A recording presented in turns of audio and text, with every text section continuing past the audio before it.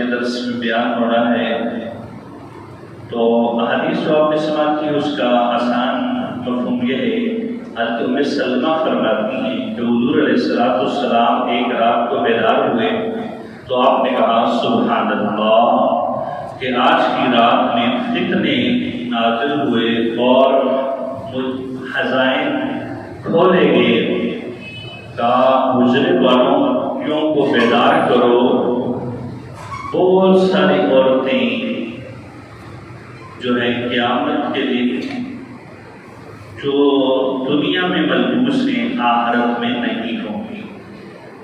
حدیث کا پھر ترجمہ سماعت کر لیں۔ حضرت ام سلمہ فرماتی ہیں حضور علیہ السلام ایک رات کو بیدار ہوئے، آپ نے کہا سبحان اللہ، آج کی رات میں فتنے اور نازل ہوئے اور خزائن کھولے گئے۔ حضور علیہ السلام نے فرمایا گزرنے والیوں کو بیدار کرو، بہت سی عورتیں دنیا میں ملبوس ہیں آخرت میں نہیں ہوں۔ تو اس حدیث مبارکہ کے اندر حضرت ام سلمہ کا تذکرہ ہوا، وہ آپ نے سماعت کیا۔ جو دوسری بات بیان ہوئی وہ یہ کہ حضور علیہ السلام نے رات کو خواب دیکھا۔ خواب میں حضور علیہ السلام نے دیکھا کہ آپ کی امت کے اوپر خزائن کھولے گئے، خزانے آ گئے امت کے پاس اور امت کے اوپر فتنے آئے۔ تو ان کی تعبیر حضور علیہ السلام نے جو دیکھا خواب کے اندر، تو یہ آئندہ زندگی میں آنے والے آپ کی امت پر فتنے اور خزائن کا ذکر تھا۔ فتنے اور خزائن سے کیا مراد ہے؟ خزائن سے مراد یہ ہے کہ جو حضرت عمر رضی اللہ عنہ کے دور میں فتوحات ہوئی، حضرت عثمان کے دور میں ہوئی، اور پوری دنیا کے بڑے بڑے بادشاہوں کے سارے خزانے مسلمانوں کے قدموں میں رب نے ڈھیر کر دیا۔ اور جو توجہ ہونی چاہیے آپ کی، اور جو فتنے ہیں ان سے مراد کیا ہے؟ ان سے مراد یہ کہ حضرت عثمان کا قتل ہے، جنگ جبل ہے، جنگ صفین ہے، جنگ نہروان ہے، حضرت علی اور حضرت حسین رضی اللہ عنہ کا قتل اور ان کی شہادت ہے، اور حضرت عبداللہ بن زبیر کی شہادت، یہ فتنوں میں شامل ہے۔ اور اس کے بعد کرامتہ کا جو فتنہ ہے، جنہوں نے کعبہ پر حملہ کیا 339 ہجری میں، حجر اسود کو اکھاڑ کر لے کے 22 سال تک حجر اسود کعبہ اللہ سے جدا رہا، اور یہ فتنے مراد ہیں جو حضور علیہ السلام کو اس رات دکھائے گئے۔ اور پھر ان دنوں میں یہ جو 22 سال تھے، بہت زیادہ حاجیوں کو کرامتہ نے شہید کیا۔ اور پھر تاتاریوں کا فتنہ تھا، جنہوں نے بغداد میں ہزاروں مسلمانوں کو شہید کیا۔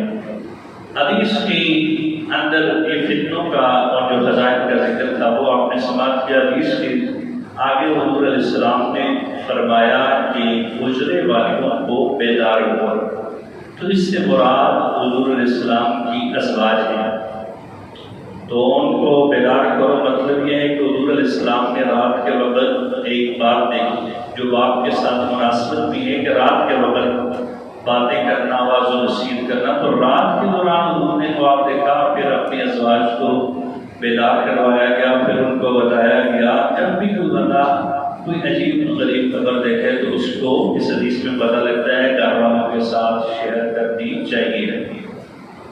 تو حضور علیہ السلام نے اپنی ازواج کو ان کی تنبیہ کی، اور جب یہ فتنے دیکھے تو ان سے ڈرایا، جو خزائن دیکھے ان کی خبر دی، اور پھر حضور علیہ السلام نے آگے ان کو اعمال کی طرف گرفتار کیا۔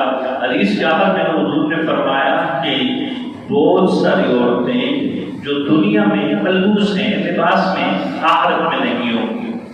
اس جملے کی اب جو بندہ کہے کہ میں خود ہی سارا علم پڑھتا ہوں، یعنی کہ بغیر علماء کی تشریحات کے اور بغیر استاد کے، تو اس حدیث کا مفہوم بیان کرے گا۔ کیسے بیان کرے گا کہ حضور نے فرمایا جو عورتیں دنیا میں لباس میں پردے میں ہیں آخرت میں نہیں ہوگی، کیا بیان کرے گا؟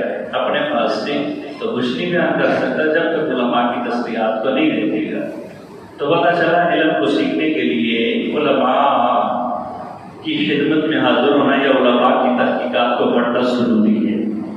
تو اس سے مراد یہ ہے، اس کی 3 توجیہات محدثین نے بیان کی۔ پہلی یہ ہے کہ جو عورتیں دنیا میں باریک لباس پہنتی ہیں وہ آخرت میں نہیں، یہ مراد ہے۔ دوسرا یہ کہا کہ جو عورتیں دنیا میں کو مال زیادہ مل گیا اس کی رغیفوں میں پڑی رہی اور آخرت کی طرف توجہ نہیں کی، کہا وہ آخرت میں نہیں ہوگی۔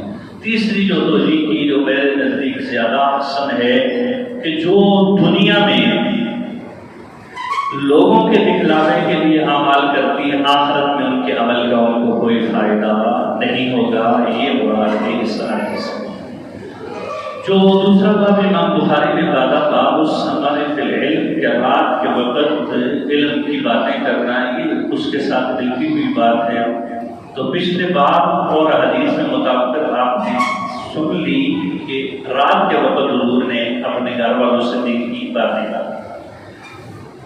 قال حدثنا سعید بن عفیر قال حدثنا اللیث قال حدثنا عبد الرحمن بن خالد عن ابن شهاب عن سالم عن ابی بکر بن ابی سلیمان عن ابی حسمۃ عن عبد الله بن عمرو عن عبد الله بن عمر قال صلى بنا رسول الله صلى الله عليه وسلم العشاء في آخر حياته فلما سلم قام فقال أرأيتم ليلتكم هذه فإن رأس مئة منها لا يبقى ممن هو على ظهر الأرض أحد۔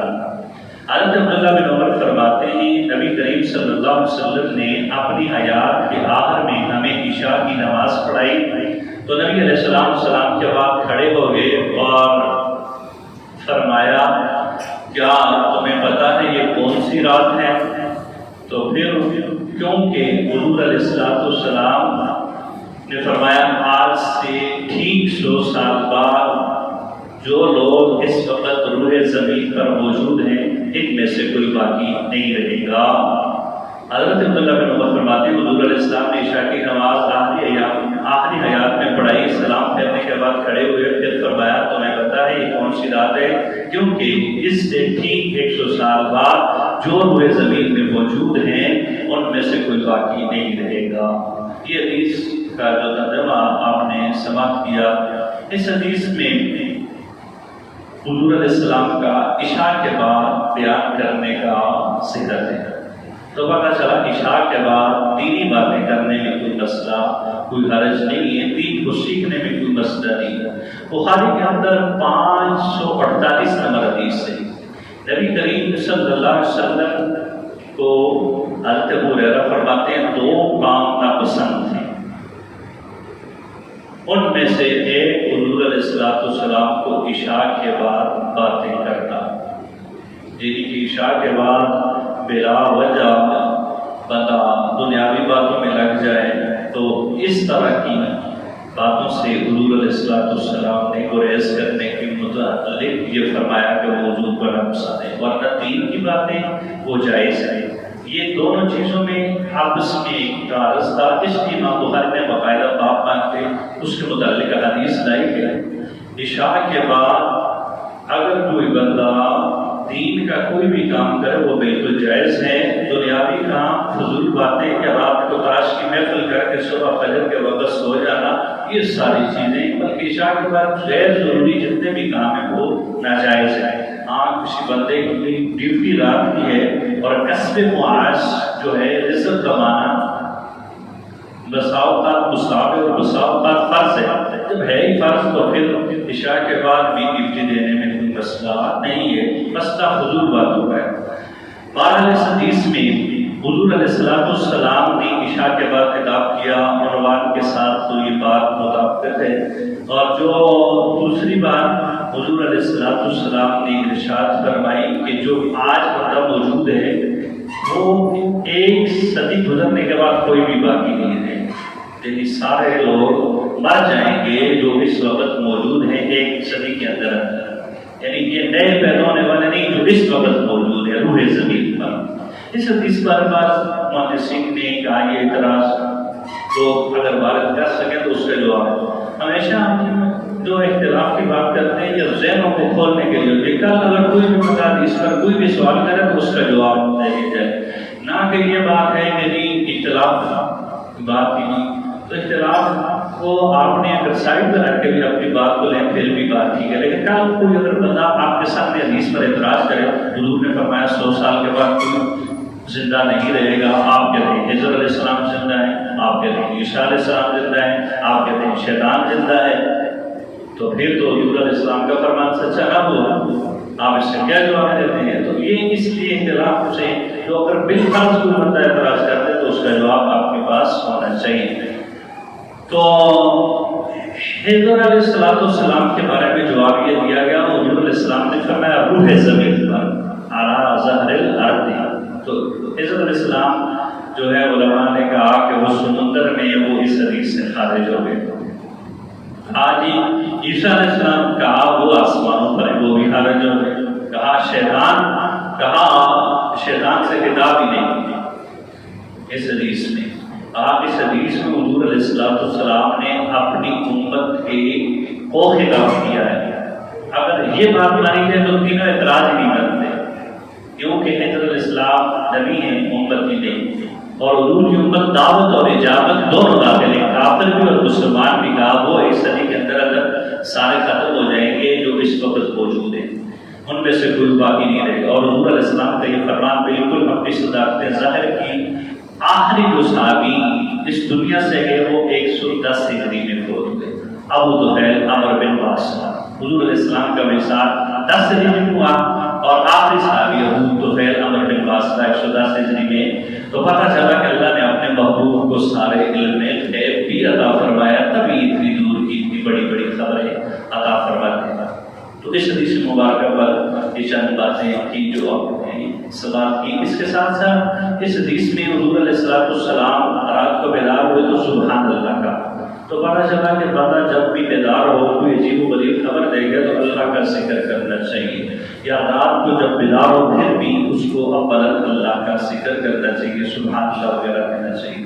آج کے درس کی آخری حدیث ہے، قال حدثنا آدم قال حدثنا شعبہ قال حدثنا الحکم قال سمعت سعید بن جبیر عن ابن عباس قال بت فی بیت خالتی میمونۃ بن حارث زوج نبی صلی اللہ علیہ وسلم، وکان نبی صلی اللہ علیہ وسلم انتہا فی لیلتها فصلی النبی صلی اللہ علیہ وسلم العشاء ثم جاء الى منزلۃ فصلی 4 رکعات ثم نام ثم قام ثم قال نام الغلیشبی او کلمة تشبهها ثم قام فقمت عن يساري فجعلني عن يميني فصلى 5 ركعات ثم صلى ركعتين ثم نام حتى سمعت قتيئة او حتيئة ثم خرج الى الصلاة۔ یہ بخاری میں 18 مقامات پر یہ حدیث ہے۔ امام بخاری رحمۃ اللہ تعالیٰ علیہ کا طرز عمل یہ ہے کہ ایک حدیث سے جتنے مسئلے ثابت ہوتے ہیں ان عنوان کے تحت اس حدیث کو دوبارہ لے آتے ہیں، یعنی کہ ایک حدیث سے انہوں نے 18 مسئلے ثابت کیے، ورنہ متعدد مسئلے ثابت ہوتے ہیں۔ حدیث کا ترجمہ یہ ہے کہ حضرت ابن عباس فرماتے ہیں کہ میں اپنی خالہ میمونہ بنت حارث کے پاس رات رہنے کے لیے گیا، جو نبی صلی اللہ علیہ وسلم کی زوجہ ہیں، تو حضور علیہ السلام بھی ان کے پاس تھے اس رات میں۔ نبی کریم صلی اللہ علیہ وسلم نے عشاء کی نماز پڑھائی، پھر اپنے گھر تشریف لائے، نبی علیہ السلام نے 4 رکعتیں پڑھی، پھر سو گئے، پھر کھڑے ہوئے، پھر فرمایا کہ وہ لڑکا کہاں ہے، یا حضرت ابن عباس فرماتے ہیں اس کی مشابہ لفظ بولے۔ پھر حضور علیہ السلام کھڑے ہوئے اور کہتے ہیں میں آپ کی بائیں جانب کھڑا ہو گیا، مجھے حضور علیہ السلام نے پکڑ کے دائیں جانب کر دیا۔ پھر حضور علیہ السلام نے 5 رکعتیں پڑھی، اور پھر نبی کریم صلی اللہ علیہ وسلم نے 2 رکعتیں پڑھی، پھر حضور علیہ السلام سو گئے، کہتے ہیں حتیٰ کہ میں نے حضور علیہ السلام کے خراٹوں کی آواز کو سنا، پھر حضور علیہ السلام باہر تشریف لے آئے نماز کے۔ یہ حدیث آپ نے سماعت کی، اس میں کافی زیادہ مسائل کا بیان ہے۔ سب سے پہلی بات جو یہ بتائی گی کہ حضرت ابن عباس جو ہیں ان کی خالہ ہیں حضور کی زوجہ میمونہ بنت حارث۔ دوسری بات یہ بیان ہوئی کہ حضور علیہ السلام نے اپنے اس چاچا زاد بھائی کو لڑکا کہہ کر بلایا کہ لڑکا کہاں ہے؟ تو پتہ چلا کہ حضور علیہ السلام نے یہ محبت سے ان کو کہا وہ چھوٹا بچہ کہاں ہے۔ اس حدیث میں حضرت ابن عباس کی فضیلت ہے۔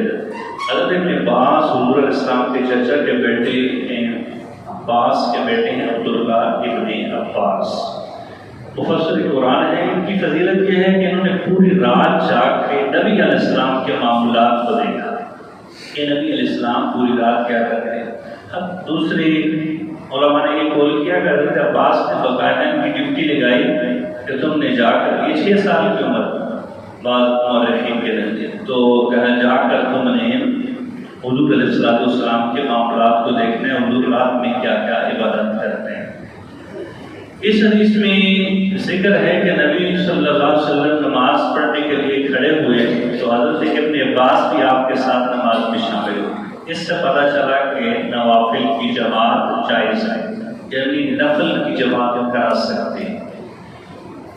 اور چونکہ نبی صلی اللہ علیہ وسلم پہلے سے نماز پڑھ رہے تھے، اس سے معلوم ہوا کہ امام کسی کی اقتدا کی نیت نہ بھی کی ہو، کوئی اس کے پیچھے آ کر کھڑا ہو جائے تو اقتدا کرنا صحیح ہے، مقتدی وہ بن سکتا ہے، امام اس کی جماعت کرا سکتا ہے۔ تو حضور علیہ السلام پہلے کھڑے تھے، بعد میں آگے اپنے پاس کھڑے۔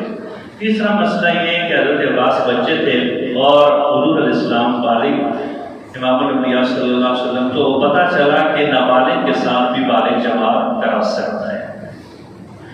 اس حدیث سے معلوم ہوا کہ حضرت عباس حضور کی بائیں جانب کھڑے تھے تو حضور علیہ السلام نے ان کو پکڑ کے دائیں جانب کیا، کہا ایک مقتدی ہو تو وہ امام کے دائیں جانب کھڑا ہوگا۔ اس حدیث سے یہ مسئلہ بھی معلوم ہوا۔ امام نماز میں اگر کوئی غلط کر رہا ہو تو امام عمل قلیل کے ذریعے عمل کثیر مقتدی کی اصلاح کر سکتا ہے۔ حضور نے اپنے ہاتھ کے ساتھ پکڑ کر ابن عباس کو اپنے دائیں جانب کیا۔ اس حدیث سے یہ مسئلہ بھی معلوم ہوا کہ حضرت ابن عباس رات میں اپنی خالہ میمونہ کے پاس رہے۔